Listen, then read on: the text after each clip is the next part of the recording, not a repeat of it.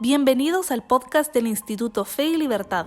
En este espacio conversamos con expertos y analizamos posturas sobre economía, religión, libertad y más. Pues bienvenidos a un nuevo episodio del podcast Fe y Libertad. Hoy nos acompaña Paul Boteo. Él es director ejecutivo de la Fundación Libertad y Desarrollo. Además es catedrático universitario y cuenta con una maestría en economía por la Pontificia Universidad Católica de Chile. Muchísimas gracias, Paul, por acompañarnos. Gracias, Camilo. Pues en esta ocasión estaremos conversando sobre un tema que diría nos preocupa bastante y que de hecho Paul lo discute en un artículo que publica en el mes de agosto que titula ¿Está de vuelta la violencia política? Él hace una reflexión en ese breve artículo diciendo que durante los últimos años pareciera que nuestra región, pero en general en el mundo, ¿no? Se había dejado atrás algunos elementos de violencia, esos episodios de enfrentamiento, pero que hoy empiezan a aparecer señales de una violencia que nos hace cuestionarnos, ¿no? Que nos generan dudas respecto a esto. Paul, vamos a analizar pues, los elementos que tú nos presentas en este artículo. Lo hablábamos tras bambalinas, que hay una alusión a lo que ocurre, por ejemplo, con el candidato a la presidencia de mi país, de Colombia, y además contra el atentado que se sufrió hace un año el presidente actual de los Estados Unidos. Por eso, y bueno, probablemente tocará algunos otros escenarios que hacen parte pues, de Guatemala, de la región o en general de la política pública. Así que nuevamente muchísimas gracias por acompañarnos. Gracias, Camilo. Pues yo creo que además de esos dos datos o esos dos eventos que tenemos trágicos, uno el intento de asesinato del presidente Trump y el otro el asesinato del candidato en Colombia, también podemos sumar el atentado que se dio en Japón contra el ex primer ministro, también el asesinato que se dio de miembros del Congreso en Estados Unidos, del Partido Demócrata, que era la miembro del Congreso, pero también su esposo, y que, digamos, ya lo hemos olvidado, pero también es parte como de este recuento que uno puede hacer de violencia política que se ha dado, y por supuesto, el último y más mediático que ha sido el de Charlie Kirk.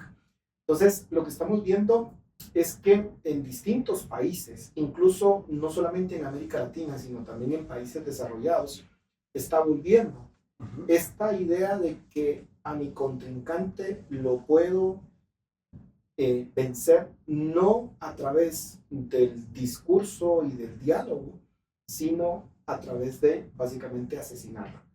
Y eso nos coloca en escenarios que hemos vivido en el pasado. En América Latina, el escenario es las guerras civiles que se dieron en su momento, que tuvieron un saldo muy trágico. Los mismos regímenes militares que se dieron en América Latina, que también en esa lucha, digamos, comunismo versus capitalismo, que éramos pues parte de ese juego de las dos potencias de Estados Unidos y de la Unión Soviética, pues nosotros también caímos en esa violencia política. Y parecía que a partir de los años 90 esa idea pues la habíamos superado, pero estamos viendo no solamente estos signos, sino también el discurso político está siendo mucho más violento, y eso creo que es la antesala, yo lo menciono en el artículo, a la violencia propiamente dicha, que es pues ya los asesinatos o los intentos de asesinatos.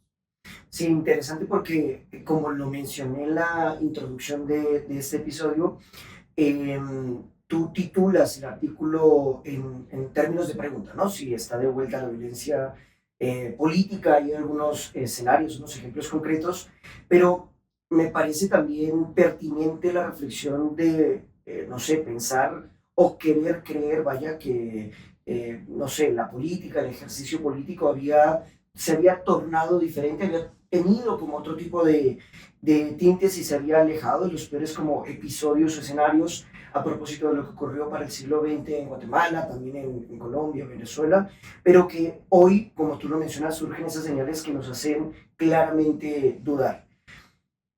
Mencionas algunos casos que son recientes, ya sea en Guatemala, ya sea en América Latina o inclusive a nivel global, con el ejemplo de Japón. Pero, ¿qué te llevaron, Paul, a encender como esta alerta, a presentar este artículo en agosto? ¿Y cómo distingues entre, digamos, episodios aislados, por un lado, y una tendencia que deberíamos claramente tomar en serio? Bueno, aquí creo que hay dos elementos a tomar en cuenta. Primero, es la dinámica del discurso político.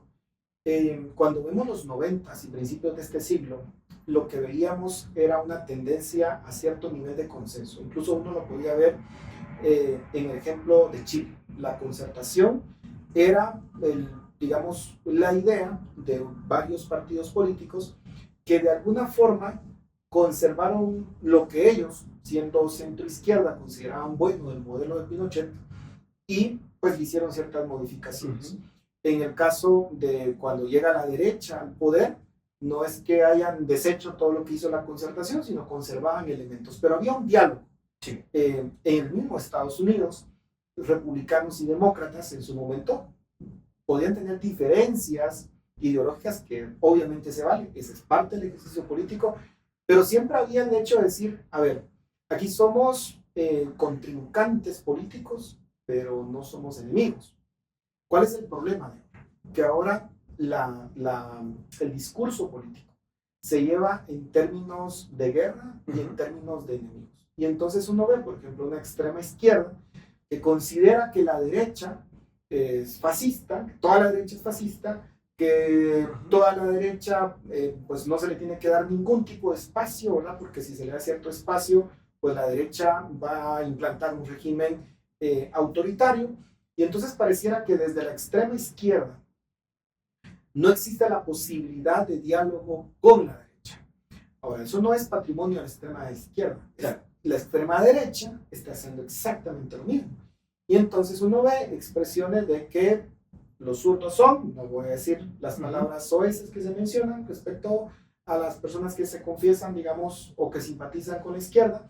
Y entonces Milei, a quien yo considero que, digamos, está haciendo un buen trabajo en Argentina, pero que su discurso muchas veces es incendiario. Entonces, a la izquierda ni un milímetro. Esa idea lo que nos está diciendo es la noción de enemigos y de combate. Y de decir, no te doy ningún espacio, no estoy dispuesto a negociar absolutamente nada contigo. Y eso no es la política. La política se trata precisamente de conservar, de conversar, perdón, de llegar a acuerdos, de hacer cuestiones viables, no necesariamente lo ideal, y eso significa conversar. En un congreso se conversa y se pueden encender los ánimos, pero en el fondo se está dispuesto a poder llegar a acuerdos, porque al final son simplemente, digamos, adversarios, contrincantes, pero no enemigos. Y eso es lo que yo creo que es el contexto en el cual se están dando estos hechos. Y por eso yo digo, no son hechos aislados. Consideremos el contexto de violencia que se está dando. Y las redes sociales también son un ejemplo de eso. Sí. Los términos en los cuales se está dando la discusión en las redes sociales es de lo más espantoso. Lo que pasó, por ejemplo, con Charlie Kirk, que muchas personas salieron a celebrar que se le había asesinado. O sea, uno podría pensar que cualquier ser humano pudiese decir, a ver, yo no comparto ideológicamente su punto de vista, pues no voy a salir a celebrar que se le asesinó. El contexto es muy preocupante y luego el tema de la democracia en general, que siquiera lo podemos hablar más. Claro, justamente a eso quería llegar, porque yo considero, digamos, este año ha sido bastante agitado en diferentes espacios o parámetros, no solo económicos, que también han tenido su propio escenario, ¿no? A propósito del ejercicio político y administrativo y económico del presidente de los Estados Unidos, que también hay como una especie de guerra arancelaria y un juego, probablemente me atrevería a llamarle, de poderes. Es decir, hace un año que ha generado bastante discusión o conversación, pero me atrevería a decir que nuestros países, si bien han sido constituidos por momentos de agitación política, ¿no? Mostrabas o mencionabas el caso de Chile, pero también tenemos un caso cercano como es el de El Salvador, por ejemplo, o México, que cada uno con sus propios matices, por obvias razones, pero que han sido espacios de agitación política, también de violencia, de represión, podríamos llegar a decirlo, y sin embargo hoy, no sé, el escenario para leer lo que ocurrió para el siglo XX a la actualidad pareciera ser distinto. ¿A qué me refiero? Hay democracias más consolidadas, podríamos mencionarlo, pero también nuevas formas que polarizan y que generan como esta falsa dicotomía que tú presentabas sobre izquierda-derecha, sobre radicales o más conservadores y sobre todo algo en que yo me sumo a tu reflexión y es, no sé, identificar que el otro siempre es una amenaza, ¿no? Es probablemente al que hay que destruir sin apelar a ese diálogo, esa mesura, a ese consenso. Así que, Paul, desde el análisis que has venido haciendo, ¿qué diferencias encuentras entre los ciclos de violencia, por un lado política, de décadas anteriores y el clima que podemos percibir hoy? O sea, ¿estamos frente a un fenómeno con raíces viejas o algo nuevo que debemos aprender, que debemos intentar entender porque tiene sus propias, no sé, matices, su propia originalidad? A ver, yo creo que aquí lo nuevo de todo esto, creo yo, son las redes sociales, que permiten de alguna forma servir como caja de resonancia de ciertos tipos de discursos. Cuando teníamos, por ejemplo, vámonos al inicio del siglo XX, la prensa, la radio incipiente, y luego con la televisión que vino décadas después, de alguna forma los contenidos eran curados por los medios de comunicación. Y eso, claro, tenía sus ventajas y las desventajas, porque cierto tipo de discursos no se permitían, ¿verdad? En favor de otros, pero dentro de todo se buscaba cierto balance. ¿Qué es lo que tenemos hoy? Que las redes sociales son una jungla en donde cada quien puede expresar lo que quiera, incluso su ira, su frustración. Y yo creo que estamos viviendo una época de ira y de frustración. Uno, porque la economía mundial ya no está creciendo como crecía antes. Y desde el 2008, cuando se dio la crisis financiera, muchos países europeos ya no lograron crecer como antes. Y en América Latina, nosotros en Guatemala no lo percibimos, porque nuestra dinámica está más asociada, digamos, a las remesas que han venido creciendo de forma sostenible en la última década, pero en América Latina sí ha tenido su propia década perdida. Sí. Y entonces lo que tenemos es que, dado que los precios de los commodities bajaron y que ya no tienen el mismo dinamismo, de hecho, la década pasada, de 2014 más o menos a 2023, fue una década perdida para América Latina en el sentido que el PIB per cápita era el mismo en 2024 o menor al PIB per cápita que se tenía en 2013. Entonces eso lo que nos está diciendo es que es un periodo en el cual la gente está enojada porque sus condiciones económicas no están mejorando como antes. Entonces vemos condiciones económicas complicadas en los países desarrollados, condiciones económicas complicadas en América Latina, y entonces hay enojo con la clase política, hay enojo con la clase dirigente, con las élites, y eso se transmite a través de las redes sociales y nos da ese contexto en donde, por ejemplo, lo vemos en las votaciones. Lo que vemos es que usualmente los gobiernos caen rápidamente en descrédito, ¿verdad? Las tasas de aprobación bajan rápidamente porque las expectativas son altas, los medios de comunicación o las redes sociales difunden todo el malestar y usualmente las elecciones lo gana el contrincante, ¿verdad? Estamos viendo un fenómeno que ya nos están reeligiendo, si lo que estamos viendo es ese fenómeno de probemos con algo nuevo. Entonces, creo que eso es lo que nos está dando el contexto de lo que estamos viviendo. Una condición, digamos, si queremos hacer un paralelismo con los años 30, donde estaba la Gran Depresión y todo lo que fue el contexto de la Segunda Guerra Mundial, hoy la diferencia es que tenemos una crisis económica no tan estruendosa como la de los años 30, sino que es una estabilidad, o sea, vamos sin poder crecer, solamente algo orgánico, entonces la gente se frustra porque quiere algo mucho más instantáneo. Las redes sociales es lo que magnifica eso, y creo que esa es con todo lo que estamos viendo. Claro, algunos dicen entonces regulemos las redes sociales. Sí. Eso no es, ¿verdad? Eso, con todo lo que pueda tener, yo soy a favor de que sea completamente libre y que vamos a ir aprendiendo. Esto es una nueva tecnología que se va aprendiendo y vamos a tener que pasar por dolores seguramente para aprender a manejarlo, pero es la única forma. No quiero que ningún gobierno se meta ahí a regular nada. Sí, yo creo que en esa, digamos, aclaración de las nuevas dinámicas que se están llevando a cabo en la política del siglo XXI, por supuesto que hay diferencias en su misma práctica y también los actores que intervienen en el ejercicio político, es decir, esa aclaración de las redes sociales, de inteligencia artificial, de la inmediatez, por ejemplo, de los medios de comunicación y de esta revolución de las tecnologías de intercomunicación han permitido, bueno, ventajas, por supuesto, acercar a la sociedad civil, a la persona a pie, ¿no? A fiscalizar o a implicarse en la política pública y a intentar inquirir, ¿no? Sobre lo que hacen estos protagonistas dentro del partido, de su manera privada. Y creo, y me sumo a eso, es un ejercicio que debería presentarse, pero por supuesto también genera sus propios retos, ¿no? Sus propias amenazas, me atrevería a decirlo.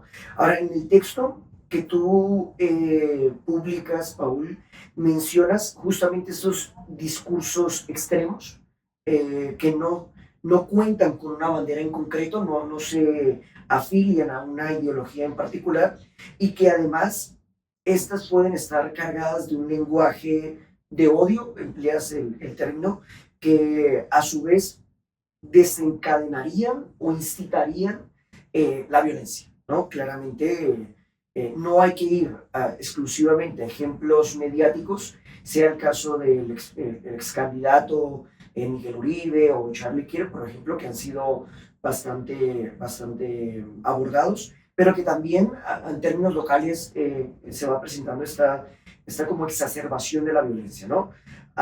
Muchas veces la gente no nota pues ese como cambio de tono en el debate público, en las discusiones, en cómo se va presentando estas dinámicas, ¿no? Hasta que probablemente ya sea tarde. Ahora, la pregunta, Paul, sería, ¿qué señales tempranas deberíamos aprender a reconocer para saber que el lenguaje político está cruzando líneas peligrosas, sensibles, ¿no? Hay ejemplos que puedan ilustrar cómo las palabras han escalado y han concluido en escenarios de violencia, por ejemplo. Bueno, creo que ahí el tema es el mismo hecho, y regreso un poco a lo que decía anteriormente, de que las personas consideren enemigos a los otros y que se use un lenguaje de guerra y que lo que se busca es básicamente anular el otro y que si se pudiera ni siquiera existiría alternancia en el poder. Yo tengo amigos que por ejemplo, dicen, bueno, pero a la izquierda, por ejemplo, no hay que darle ningún espacio. No, jamás hay que permitir que gobiernen. Entonces yo los cuestiono y les digo, bueno, pero eso no es una democracia, eso se llama dictadura.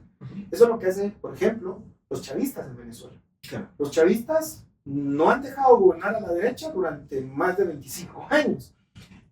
Yo creo que tenemos que regresar al valor, Camilo, al valor de la democracia liberal y a regresar a ciertos principios.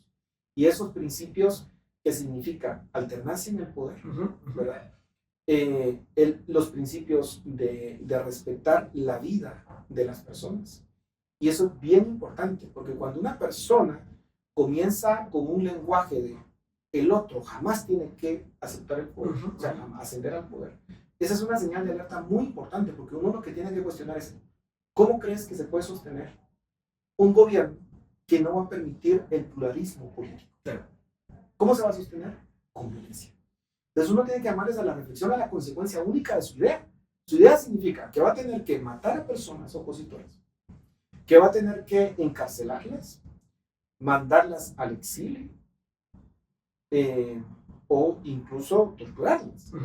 Y eso nos lleva a un escenario como el de Nicaragua, claro, en donde por supuesto ahí está Ortega, que incluso aliados anteriores, yo creo que esa es una reflexión que tenemos que hacer, Camilo, porque aliados anteriores de Ortega, gente incluso religiosa, que en su momento fueron aliados de gente incluso de derecha, empresarios que fueron aliados de Ortega, que no miraban el peligro que estaba representando eso. Y lo mismo uno puede decir con gente con Chávez, que no vieron lo que estaba haciendo Chávez en su momento. Yo creo que una de las señales es cuando nosotros renunciamos a la libertad con tal de obtener un beneficio inmediato. Si es de derecha, usualmente la persona lo que quiere es crecimiento económico, trabajo, ¿verdad? Y entonces, miren, no se preocupe, el político le dice, no se preocupe, yo voy a conseguir eso, lo único que necesito es el poder absoluto, y que esto de izquierda no me moleste. Entonces, va a disculpar usted, vamos a matar a alguno de ellos, vamos a meter a la cárcel, usted no se preocupe, aquí va a haber crecimiento económico. Hay gente que está dispuesta a eso. Eso me parece que es renunciar a los principios básicos de la democracia, pero a ver, estamos en el Instituto Fe y Libertad, renunciar a principios cristianos. Porque un principio cristiano es no le hagas a los demás lo que no quieres que hagan. Y entonces, y claro, la gente de izquierda va a apreciar más la redistribución, ¿verdad? Los programas sociales, y entonces vemos el caso de Venezuela, en donde la gente dijo, está bien, usted me va a regalar todo, usted se va a encargar de encarcelar a unos cuantos de derecha, revoltosos, ¿verdad? Ustedes, no importa, hoy paguen las consecuencias. Entonces vemos dos casos de Nicaragua, en donde un grupo, digamos, más de derecha, consintió todo esto.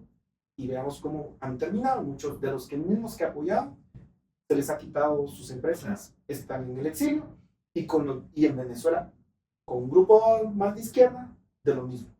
Entonces miramos muchas veces justificación, y con esto terminó, Camilo, decías el tema de la democracia. El problema es que la democracia está en mala salud. Y lo que hemos visto son dictadores que guardan formas democráticas. Ya no vemos golpes de Estado. Y eso es lo peligroso. Porque antes era muy claro, de un golpe de Estado no hay democracia. Pero ¿qué es lo que estamos viendo ahora? Es el surgimiento de dictadores que van poco a poco tomando poder, apropiándose de las instituciones, y entonces, por supuesto, llegan a la violencia política, que significa quien no piense como yo, o se va, o pues va a la cárcel o al cementerio. Sí, yo creo que ese escenario que planteas sobre lo que se está dispuesto a ceder, ¿no? Por conseguir X fines también es una amenaza, y me parece que tendemos un poco a visualizar que la política es ajena a nosotros, es decir, como que queda en los candidatos, queda en los diputados, queda en los partidos, y que nosotros como sociedad civil, pues al final somos simples espectadores, y claramente que no, ¿no? Es decir, por ejemplo, no sé, no tener una apertura al diálogo, al consenso, a claramente reconocer lo que deberíamos defender como la libertad, como la vida por obvias razones, o la misma propiedad, porque el otro, como tú lo aclarabas, es susceptible de verse como una amenaza en potencia, pues también generaría estados realmente coercitivos y claramente de amenaza constante, ¿no? Sí me sumo a esta idea de que nuestras democracias están como débiles, están resentidas, pero también esa razón de esos extremismos indistintamente de la bandera que se identifique, ¿no? Y la violencia política de nuestros países, podríamos afirmar que no surge en vacío. Creo que es una cosa que debería estar clara. La violencia no surge ex nihilo de la nada, sino que parte de algún elemento, ¿no? Y factores como la desigualdad económica que mencionábamos antes, factores como la desconfianza en las instituciones, la corrupción permanente que hay, la falta de diálogo, yo creo que parecen como alimentar este malestar social. Y es que también hay una cosa que es clave, y es evaluar esas nuevas posturas políticas o nuevos candidatos camaleónicos, ¿no? Donde antes, como tú lo mencionabas, bueno, tenías la posibilidad de leerlo en X postura, en X bando, y probablemente era más fácil de poder identificar cuál iba a ser su comportamiento, pero es que ahora es mucho más complejo. Y me atrevería a decir un caso que es un poco polémico, pero al final sale a la conversación, es el caso de El Salvador. Personalmente, desde una perspectiva muy académica, me costaría identificarlo en qué postura, ¿no? Es un hombre de izquierda, es un hombre de derecha, cuál es su política económica, cuál es su política, no sé, de seguridad. Me generan un poco de incertidumbre y creo que eso también se transmite en el ejercicio mismo de la política. Así que, Paul, desde tu experiencia, desde lo que has venido estudiando, ¿cuáles crees que son los factores o estos factores, ¿no? que hoy son más determinantes para que resurja este riesgo a la violencia, o si no es que ya resurgió, y si hay algún elemento cultural, religioso, social que te preocupe especialmente en Centroamérica que puede estar en una amenaza? Yo creo que el peligro que hemos tenido siempre en Centroamérica y en América Latina en general es la fascinación por los caudillos. En Latinobarómetro hacen siempre una pregunta, y es este estudio de opinión pública que ya tiene más de 20 años, y la pregunta es si está dispuesta la persona a renunciar a su libertad con tal de resolver un problema de seguridad o económico. Y no extraña el caso de El Salvador que mencionas, porque lo que miramos consistentemente es que más o menos 55-60% de las personas en El Salvador en el pasado decían que estaban dispuestas a renunciar. Entonces vemos que surgen estos caudillos precisamente porque no hay una cultura, no hemos madurado. En Estados Unidos llevan 200 años de democracia, pero en Centroamérica llevamos 40. Sí, sí, sí. En Guatemala, pues nuestra constitución del 85 cumplió este año 40 años, y en el 2026 vamos a tener el ascenso del primer gobierno democrático. Entonces, claro, estamos todavía en pañales. Y cuando uno ve la opinión pública, esa fascinación por el hombre fuerte que me va a resolver los problemas, entonces es el caldo de cultivo perfecto para que cualquiera venga y pues tome ese tipo de posturas políticas y gane las elecciones.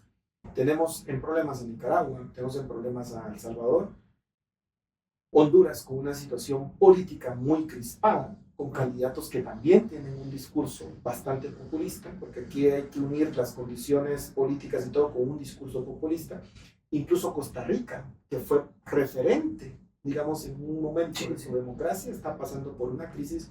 Y por supuesto Guatemala, que históricamente pues no hemos tenido partidos políticos, y que pues en una reciente encuesta salía que más o menos el 70% de los guatemaltecos están dispuestos a un gobierno no democrático con tal de que se le resuelva su problema de seguridad o económico. Entonces, creo que en Guatemala no tenemos, y en Centroamérica no tenemos esa cultura democrática, y ahí vamos a tener que pues, seguir haciendo la lucha, quienes somos liberales clásicos, de seguir insistiendo en los principios básicos. Pero luego hay un contexto, y con eso termina el contexto mundial de las dos superpotencias, China versus Estados Unidos. Y aquí está la idea. O sea, en los últimos 30 años se ha instaurado la idea de que un régimen dictatorial, que incluye violencia política, es mucho más eficiente que una democracia. ¿Por qué? Porque hemos visto a un China despegar económicamente versus un Estados Unidos y un Occidente que pareciera que no lleva el mismo ritmo. Entonces, la gente ve eso y dice, pareciera que eso funciona mejor que la democracia. Y entonces refuerza esa idea. Y claro, no hay que olvidar que nosotros somos, de nuevo, en ese juego de potencias, una tierra fértil para un conflicto, ¿verdad? China, Estados Unidos. Y eso, por supuesto, si uno quiere hacer el paralelismo con lo que ocurrió en su momento, en los años 60 y 70, pues eso implicó un conflicto armado. No creo que nos vaya a llevar a esos extremos por el momento, pero la historia está ahí, los antecedentes están, y si vemos, digamos, el ascenso de una nueva potencia y cómo la antigua potencia, o sea, la de Estados Unidos, pues lucha por no perder esa hegemonía. Y ese choque entre potencias históricamente nos ha llevado a la violencia, y usualmente nos lleva a guerras, a escenarios de guerras, ¿verdad? que pues uno no lo hubiera pensado hace 30 años. Pero uno lo que ve son a los ejércitos de los países desarrollados por primera vez en Europa incrementando el gasto militar, a un Estados Unidos con un mensaje muy claro de, a ver, este es mi poderío, saco músculo, ¿verdad? Y a un China que también pareciera pues estar con la misma intención, ¿no? Digamos Rusia que ya dio el primer paso con Ucrania y que digamos, entonces ese contexto global también es un contexto que nos puede llevar a la violencia política y a una tragedia muy similar a la de los años 20. Solo con esto termino, el contexto de la Primera Guerra Mundial también le llaman algunos historiadores un contexto de mucha crispación política y de furia que había en ese momento. Bien, Paul, con esto último que mencionas, creo que si apelamos a los eventos históricos y a lo que ha sido nuestras democracias tempranas, jóvenes y maduras, con respecto a otros escenarios que tú mencionabas, el caso de Estados Unidos u otros países, creo que no podemos dejar de atender, ¿no?, que lo que ocurra con estas grandes potencias y en estos grandes escenarios, pues para mal que bien también tienen una, digamos, repercusión en nuestro ejercicio político y que realmente a mí me preocupa por un poco por el desconocimiento real de lo que ocurre fuera de nuestras fronteras, pero que a su vez se utilizan como un punto de partida para hacer política local y que consecuentemente se presenten escenarios como tú mencionabas, donde estemos dispuestos a ceder nuestra libertad individual, nuestro ejercicio eh, vital de la libertad para que retorne, bueno, pues en seguridad y se consiga un estado o se instaure un estado dictatorial, tiránico, en donde, bueno, pues si bien tengo pan en la mesa, no tengo posibilidad ni siquiera de ir a misa, ¿no? Que no estoy planteando escenarios no reales, que los tenemos aquí bastante cercanos. Pero, Paul, pues ya estamos llegando al final, así que, pues muchas personas que nos escuchan quizá no sean especialistas en el tema, lo que hemos venido trabajando en política, pero que sí quieren construir o contribuir a una cultura de diálogo, de paz, como hemos venido postulando, ¿no? ¿Qué mensaje, Paul, les dejarías que puedan de alguna manera visualizarse como agentes de cambio, aún desde su vida cotidiana, desde el día a día, y que no se sientan como impotentes frente a esta complejidad de la violencia política, de los escenarios que enfrentamos no solo en Guatemala, que también, sino en países cercanos a nosotros y que al final pues también tienen una repercusión para nosotros? Yo diría que la primera idea que tenemos que recalcar es el hecho de respetar la pluralidad de ideas. Estamos en un mundo donde pareciera que los extremos quieren un mundo de una sola idea y entonces no toleran el hecho de que puedan haber personas que piensen distinto. Y tal vez no lo hemos mencionado, pero la lucha, digamos, del conservadurismo versus el progresismo. Ahí vemos un lenguaje muy violento de parte, por ejemplo, de ciertos sectores progresistas extremos que pareciera que quisieran anular el cristianismo, que quisieran anular, digamos, la idea de lo conservador. Y por otra parte también, de parte de quienes nos decimos conservadores, tenemos que reconocer que hay ciertos miembros de nuestras filas que también pueden estar tomando un discurso bastante violento, ¿verdad? Y extremista en contra del progresismo. Y yo creo que cuando uno se enmarca en una sociedad liberal, lo que uno tiene que aprender es que cada persona tiene derecho a tener su propio proyecto de vida, siempre y cuando respete ciertos principios básicos de la vida y de la libertad. Y en ese sentido, creo que ciertas personas que quieran tener cierto estilo de vida, ¿verdad? Unas y otras, pues tenemos que aprender a vivir en paz, ¿verdad? Porque en la medida en que lo logremos, vamos a evitar estos escenarios. Y así, en este eje, digamos, conservadurismo, progresismo, también lo puede pensar uno en un eje, digamos, más económico también, ¿verdad? En donde también se dan este tipo de extremismos. Entonces creo que recalcar el hecho de decir, tenemos que aprender a vivir en un mundo que tiene diversidad de ideas, respetándonos, ¿verdad? Pero también en el sentido de que tenemos que aprender a ponernos en el zapato de los demás. ¿A qué me refiero con eso? El diálogo implica comprender el punto de vista del otro, sin necesariamente compartirlo, ¿verdad? Y ese esfuerzo es el que tenemos que hacer. Ayahu mencionaba una frase que decía que las diferencias se daban por personas bien intencionadas que simplemente tenían pues, una opinión distinta. Y creo que suponer en el otro buenas intenciones también nos lleva a un encuentro, a un diálogo, más que suponer una agenda oculta. Cuando nosotros decimos, mire, esa persona piensa distinto a como yo pienso, pero es una persona de buenas intenciones, o sea, es su visión. Hago el esfuerzo por comprenderlo, o sea, entiendo por qué usted piensa así, no lo comparto, ¿verdad? Comprenda por qué yo pienso así y vivamos en este mundo, digamos, de diversidad de ideas. Pero si suponemos que el otro tiene una agenda oculta y lo que quiere es destruirme, entonces yo ahí acorto automáticamente la posibilidad de conversación. Y eso creo que es algo que nosotros tenemos que superar, porque creo que ese es el signo de nuestro tiempo, ver al otro como alguien peligroso. Y si yo lo veo como alguien peligroso, no lo veo como alguien que tiene una buena intención, entonces van a haber problemas. Y tal vez en un eje izquierda-derecha, pues en el contexto que estamos de fe y libertad, incluso yo puedo, dentro de la misma religión, que yo soy cristiano o evangélico, yo puedo identificar cristianos evangélicos que unos son más de izquierda y otros son más de derecha. ¿Eso significaría que debería de haber una división? Pues no, ¿verdad? Son dos personas, o son personas de buenas intenciones que tratan de vivir una vida, pues, el cristianismo, ¿verdad? Con todas sus imperfecciones que tenemos como seres humanos, tienen una visión, digamos, política distinta. ¿Por eso van a ser enemigos? No. Pues si el cristianismo nos ha llamado a amarnos, ¿verdad? A amar a nuestro prójimo, a vivir una vida pacífica, ¿verdad? Y a no hacerle a los otros los que no quieren. Entonces creo que, lo que no queremos que nos hagan. Pues creo que regresar a los valores del cristianismo es fundamental si lo que queremos es evitar estos escenarios catastróficos que pueda ser.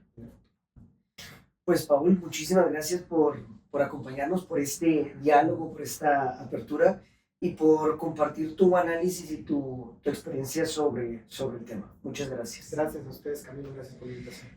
Y pues desde Fe y Libertad queremos seguir creando espacios para reflexionar, cuestionar y dialogar con respeto como lo hemos hecho hoy. Si este episodio te ayuda a entender mejor la realidad que vivimos y a pensar en cómo aportar a una sociedad más pacífica y libre, te animamos a compartirlo con otros y a suscribirse a nuestro podcast. Gracias por acompañarnos. Hasta la próxima.